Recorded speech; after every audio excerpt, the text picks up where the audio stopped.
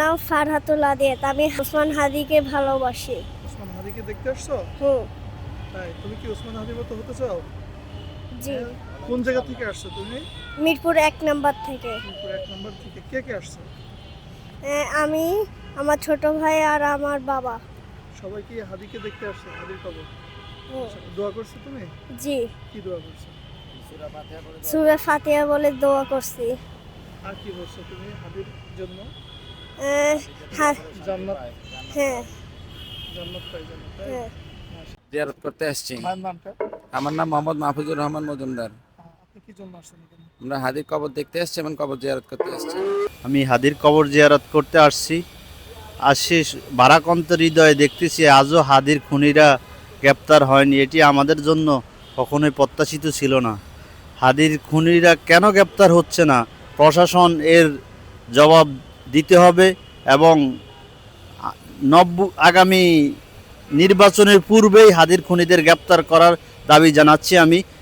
এবং জনসাধারণের পক্ষ থেকে হাদির খুনিরা ভিডিও বার্তা পাঠায় কিন্তু তাদেরকে গ্রেপ্তার করা যাচ্ছে না, এটা খুবই দুঃখজনক বিষয়। এটা যাতে বাংলার জমিনের বাংলার বাঘ, যিনি এদেশের যুবকদের আইকন, এই হাদি আমাদের মাঝে তার স্মৃতিকে রেখে গেছে। বাংলাদেশ সার্বভৌমত্ব স্বাধীনতার পক্ষে কথা বলে গেছে।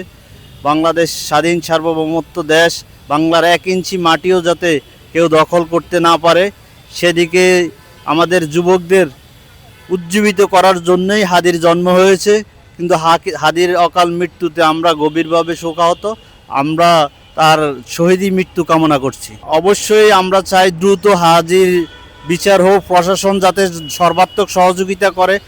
আমরা তো মনে করি প্রশাসন অনেক ইন্টারন্যাশনাল টেররিস্টকে গ্রেপ্তার করতে সক্ষম হয়, কিন্তু হাদির খুনিদেরকে গ্রেপ্তার করতে সক্ষম হচ্ছে না। প্রশাসনের মাঝে হয়তো কারো কারো এই বিষয়ে কোনো ধরনের গাফিলতি থাকতে পারে। সব কিছু মিলিয়ে পরিস্থিতি খুবই একটা হতাশাজনক। হাদির খুনিরা যদি হেঁটে বেড়ায়, ভিডিও বার্তা দিয়ে বেড়ায়, তখন এটা আমাদের কাছে কখনোই প্রত্যাশিত হবে না। আমরা চাই অচিরে হাদির খুনিদের ফাঁসির কাস্টে ঝুলুক, এটুকুই আমরা চাই।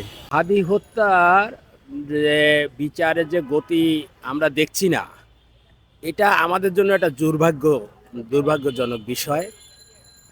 কারণ এই যে সময়ে এবং যে পরিস্থিতিতে হাদিকে হত্যা করা হয় প্রকাশ্য দিবালোকে, গোটা জাতি যখন ঐক্যবদ্ধ, বাংলাদেশের স্বাধীনতা, সার্বভৌমত্ব, ইসলামের পুনর্জাগরণ বলতে হবে, এবং গোটা দেশের মানুষ দলমত নির্বিশেষে যে মুহূর্তে রাস্তায় নেমে এসে স্বৈরাচারের জগদ্দল পাথরকে হটিয়ে দিল, গোটা জাতি যখন ঐক্যবদ্ধ, তখন এই কাজে অগ্রসেনানী যে হাদি, আমাদের প্রিয় ভাই, তাকে প্রকাশ্য দিবালোকে তার জীবনটাকে কেড়ে নেওয়া হলো। এটা উচিত ছিল রাষ্ট্রের যন্ত্রগুলোকে অতি শক্তিশালীভাবে, সক্রিয়ভাবে এই প্রকৃত খুনিদের বের করে বিচারের মুখোমুখি করা।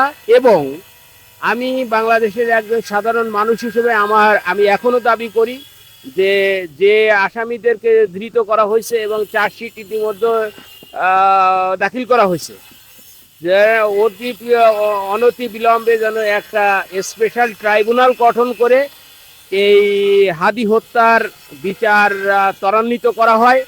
এবং এই হাদি হত্যার পিছনে কারা মাস্টার মাইন্ড ছিল, কারা এই ইনকিলাব মঞ্চের নামে এই বাংলাদেশের স্বাধীনতা, সার্বভৌমত্ব এবং ইসলাম, মুসলমান, এই বাংলাদেশের অখণ্ডতা, বিশেষ করে ভারতীয় আধিপত্যবাদের বিরুদ্ধে যে সমস্ত জনশক্তি, তাদেরকে বিভ্রান্ত করার জন্য আমি মনে করি যে এই হাদি হত্যার মতো একটা জঘন্য ঘটনা ঘটিয়েছে। তারা যত বড় শক্তিশালী হোক, যে দেশের হোক, যে সম্প্রদায়ের হোক, তাদেরকে খুঁজে, রাষ্ট্রের দায়িত্ব হচ্ছে তাদের খুঁজে বের করে প্রকাশ্য দিবালোকে স্পেশাল ট্রাইব্যুনালে বিচারের মাধ্যমে সাধারণ মানুষকে জানতে, বুঝতে দেওয়া, এবং এই ধরনের হত্যাকারীদের কোনোভাবে পার পেয়ে না যাইতে পারে এই কারণে রাষ্ট্রের গুরুদায়িত্ব আছে। আমি রাষ্ট্রীয় যে তৎপরতা, আমি একজন সাধারণ মানুষ হিসেবে এখনো সন্তুষ্ট হতে পারি নাই। আমি মনে করি যে এই ব্যাপারে স্বরাষ্ট্র মন্ত্রণালয় সহ সংশ্লিষ্ট মন্ত্রণালয়ের ভূমিকা আরো জোরালো হওয়া উচিত।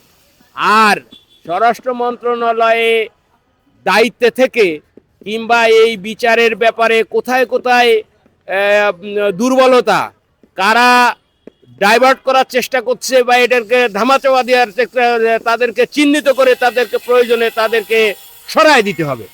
যাদের দিলে কাজ হবে তাদেরকে সামনে আনতে হবে, এটাই আমার প্রত্যাশা।